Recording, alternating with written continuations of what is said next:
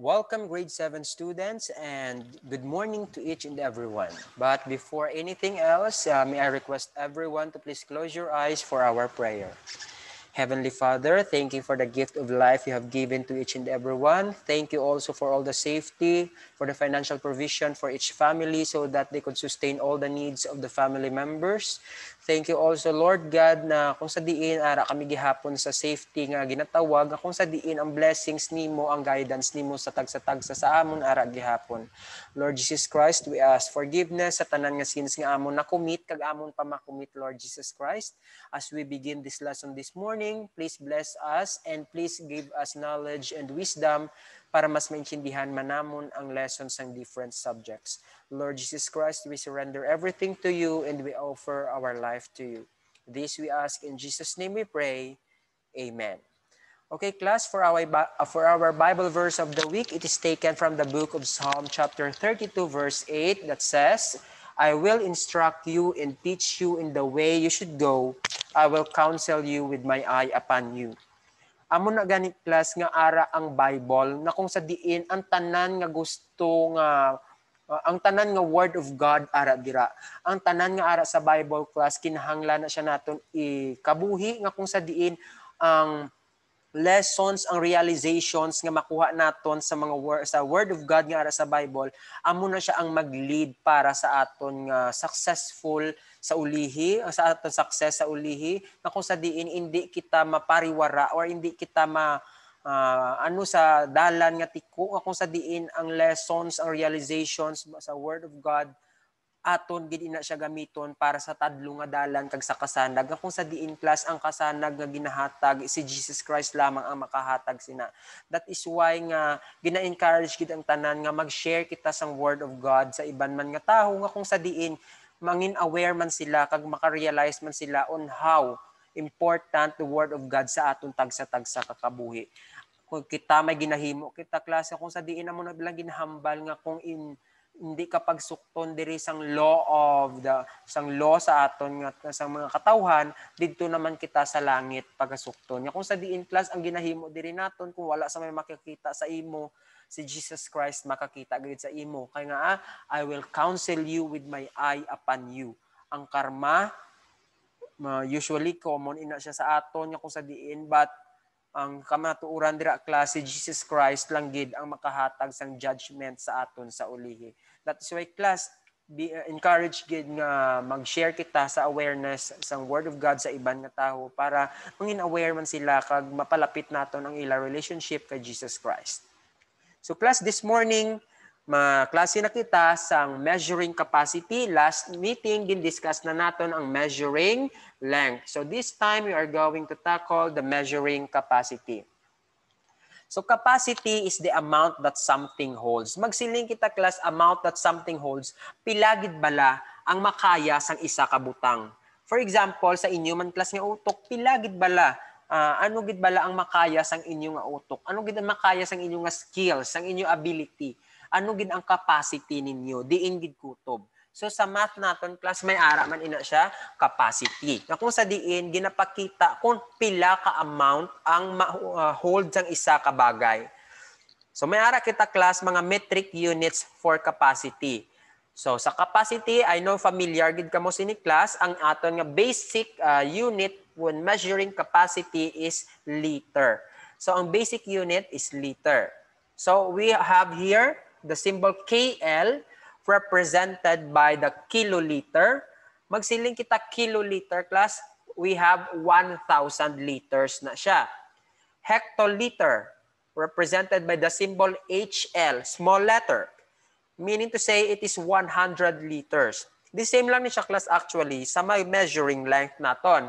Nagkalain lang di sa ila class kay sa length naton na class we are using the basic unit meter. Sa capacity naman diya class we are using liter. But still the same lang ina siya on how we convert from one unit into another unit. But the difference only is the unit used between the two. So dal represented by decaliter, both silingon is 10 from the word deca. That is why mara kita decades, kay 10 years na siya, decagon, kay may 10 sides, decaliter meaning 10 liters. So liter is represented by small letter L, meaning to say 1 liter, and DL, the deciliter or the deciliter. Equivalent kasi na is 0.1 liter. Then the CL or the centiliter, the 0.01 liter ang equivalent. Ang ml or the milliliter, 0.001 liter. So the same lang na siya class again sa ginhambal ko on how to measure the units for measuring length. The same na siya class sa capacity. The only difference is their basic unit. So we have kiloliter, the hectoliter, the decaliter, liter, the deciliter, centiliter, milliliter. Okay, class. Pakita ta na siya karon kung paano kita mag-convert.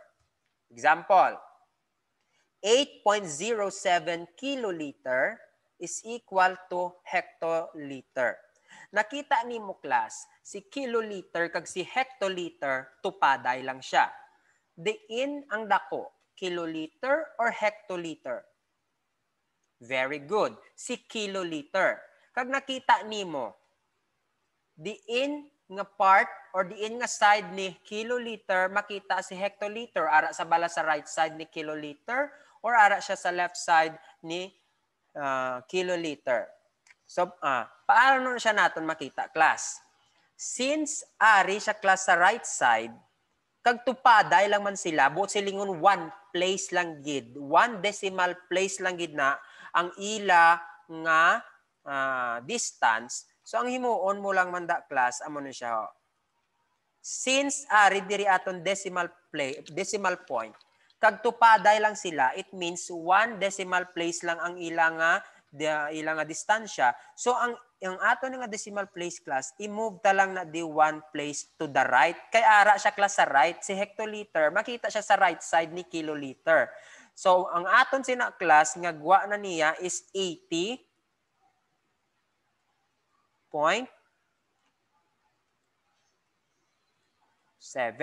So 80.7 na siya class. Makita nyo na siya class sa aton solution.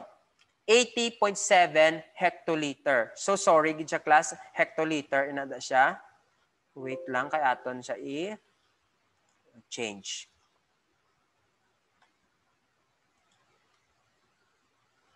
Okay. May ara kita class 80.7 hectoliter. Again, ga-move lang kita class 1 decimal place kay si hectoliter ara siya sa right side ni kiloliter. 1 decimal place lang ila distance. Another, 0.053 decaliter or dal is equal to blank deciliter. So nakita ninyo class, lantawon siya naton sa aton metric unit. Decaliter, liter, deciliter. So pila ang ila nga distance with each other? Makita mo lang duha. So ara siya sa right side.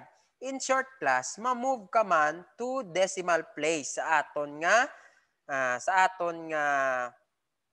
right side. So para mas makita ninyo, amo ni siya.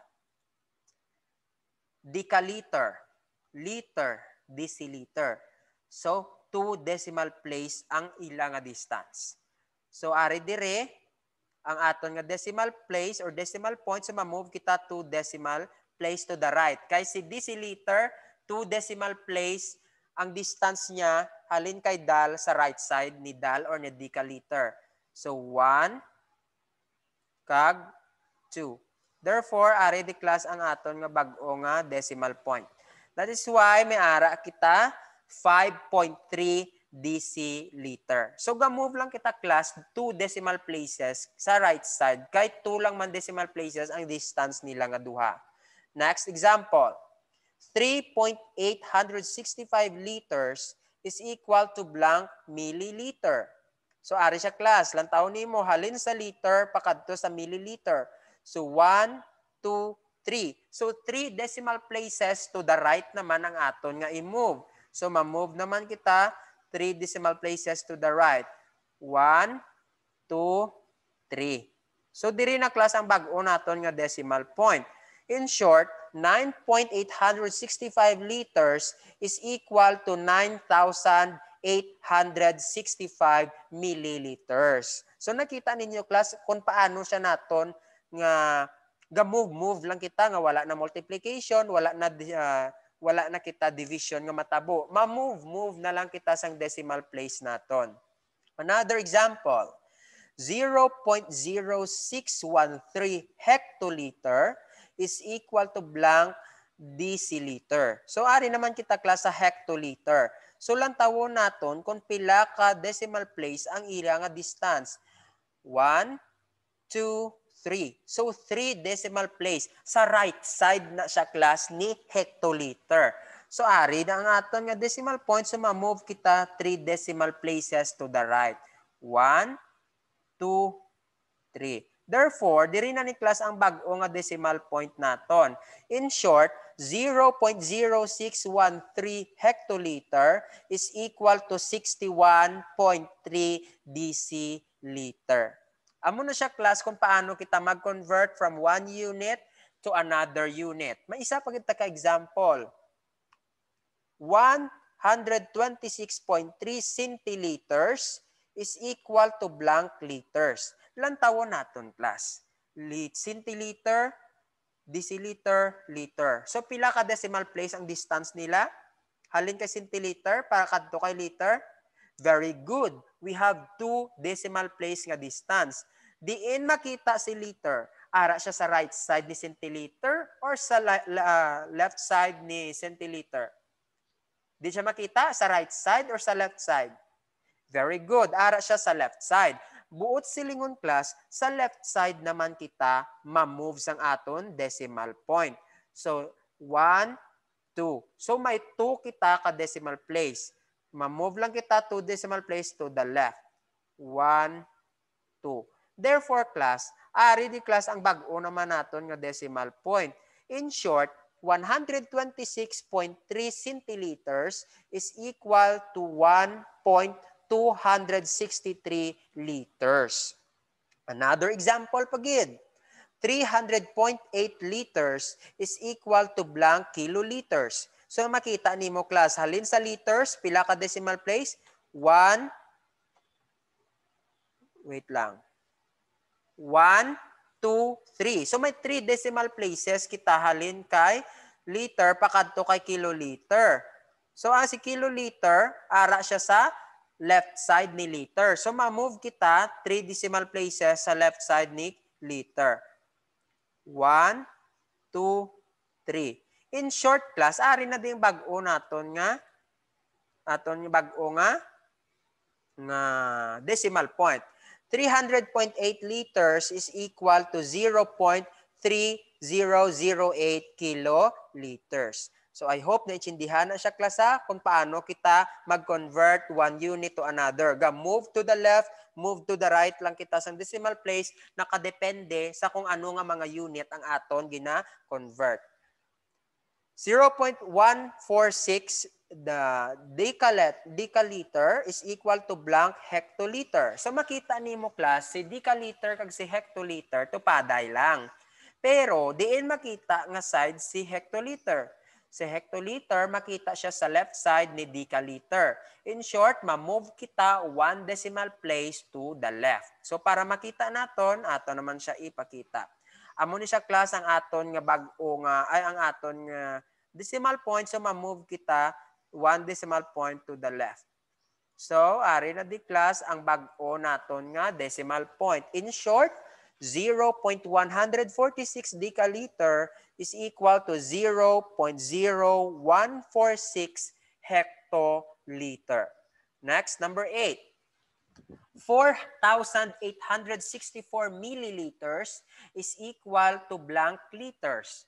So, nakita natin, class, milliliter to liter. So, i-count natin pila ka decimal place. 1, 2, 3. So, may 3 decimal place kita to the left para aton siya i-convert. So, ma-move kita 3 decimal place to the left. So, ari diri class ang aton nga decimal point. So, ma-move kita to the left 3 places. 1, 2, 3. So, amo na di class ang bag-o naton nga bago natin nga decimal point. In short, 4,864 milliliters is equal to 4,864 liters.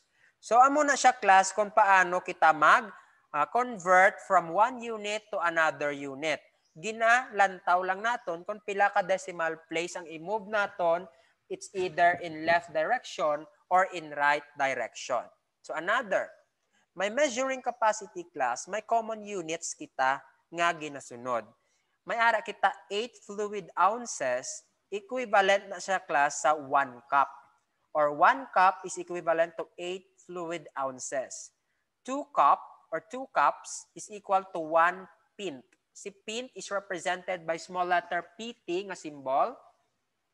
May ara man kita nga 2 pint is equal to 1 quart, kag si quart represented by small letter QT, and 4 quarts is equal to 1 gallon. So para mas maintindihan man siya naton class, tagaan man na siya example kung paano kita mag-convert gamit ang aton ng mga common units.